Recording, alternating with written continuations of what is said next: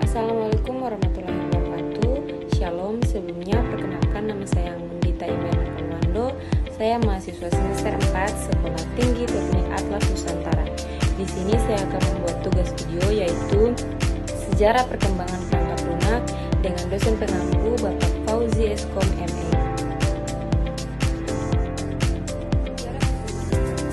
Bisa dibagi jadi 5 era besar. Setiap era muncul karena perubahan hardware, kebutuhan pengguna, dan cara kita menulis kode. Yang pertama yaitu era 1940 sampai 1955. Era pionir atau kode mesin. Kondisi hardware, komputer segede ruangan seperti NIAC atau UNIVAC. Belum ada layar keyboard atau sistem operasi. Perangkat lunak ditulis langsung dalam kode biner 0 dan 1 atau bahasa mesin. Satu program hanya jalan di satu mesin spesifik. Ciri khas yaitu programmer, teknisi yang nyolok-nyolok kabel dan set skalar. Book literal artinya serangga masuk ke relay. Toko yaitu Grasshopper menemukan kompiler pertama A sampai 0 dan istilah book dan dubbing. Software penting. Belum ada aplikasi semua kode untuk perhitungan militer dan sains. Contohnya, menghitung lintasan peluru.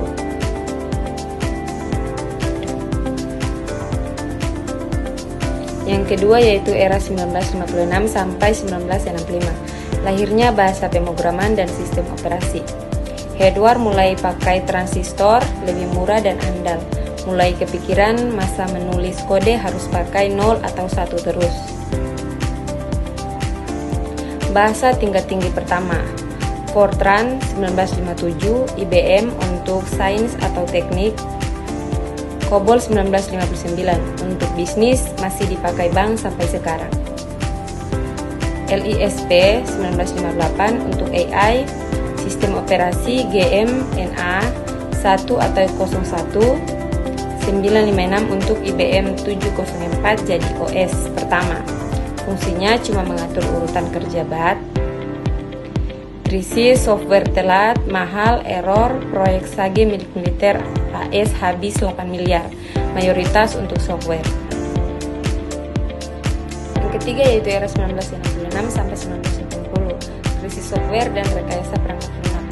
Istilah software krisis muncul di konferensi NATO 1968, proyek makin besar tapi 50% gagal. Solusi yaitu lahir disiplin software engineering, muncul metode waterfall, struktur program, dan prinsip modular. UNIX 1969, Ken Thompson dan Dennis Ritchell di Bell Labs bikin OS yang portable. Filosofinya lakukan satu hal tapi bagus. Masih dipakai Linux, Mac OS, Android. C1972, Ritchie bikin bahasa C untuk nulis Unix, sampai sekarang jadi basis Windows, Linux, Python, dan lain-lain. Database, Edgar Code memperkenalkan model relasional 1970, lahir Oracle SQL. PC mulai muncul, yaitu Altair 88001-975, Bill Gates dan Paus Aliens nulis basis untuk Altair. Ini cakal bakal Microsoft. Yang keempat yaitu era 1981 sampai 2000, PC, GUI, internet, dan open source. Hardware murah, semua orang bisa punya komputer, software harus ramah manusia. GUI dan OS modern, Apple Macintosh 1984. Populerkan GUI, mouse, icon, Windows 1.0 1985, baru sukses di Windows 95. Linux 1991 oleh Linux Torvalds jadi OS open source terbesar. Aplikasi massal yaitu WordStar, Pro213, Photoshop 1990, Microsoft Office, software jadi produk konsumen. Pemrograman berorientasi objek C++ 1985, Java 1995 dengan slogan Read Once, Run Anywhere. Java bikin software bisa jalan di web, HP, server tanpa ubah kode.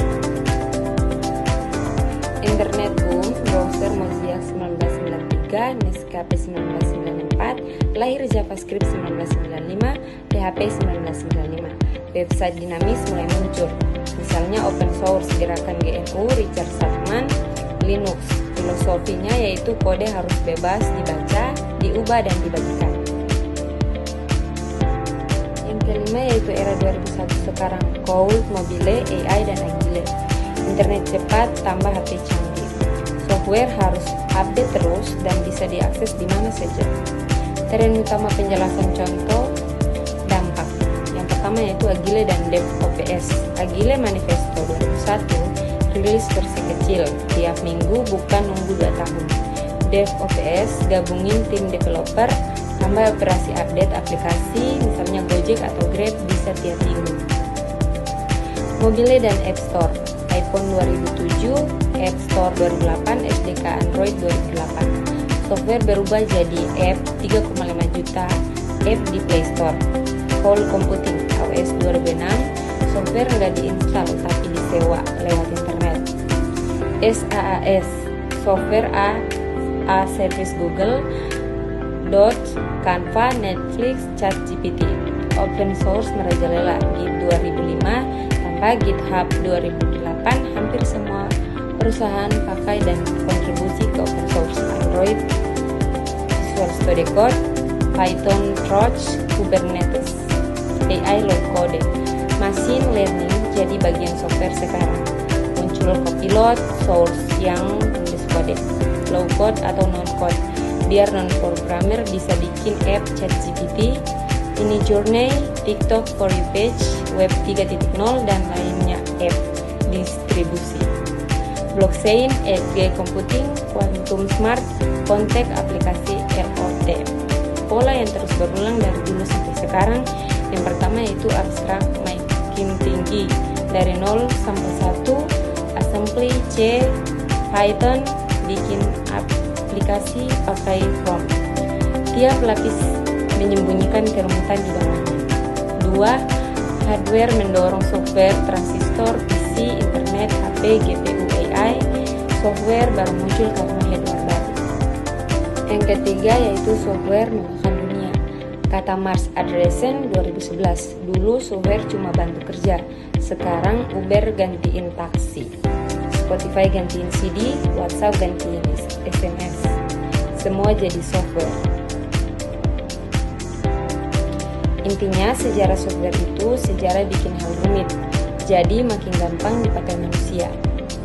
Dulu cuma fisikawan bisa pakai komputer, sekarang anak SD bisa bikin game pakai Scratch. Mungkin itu saja video dari saya, kurang dan lebihnya saya mohon maaf. Sekian dan terima kasih.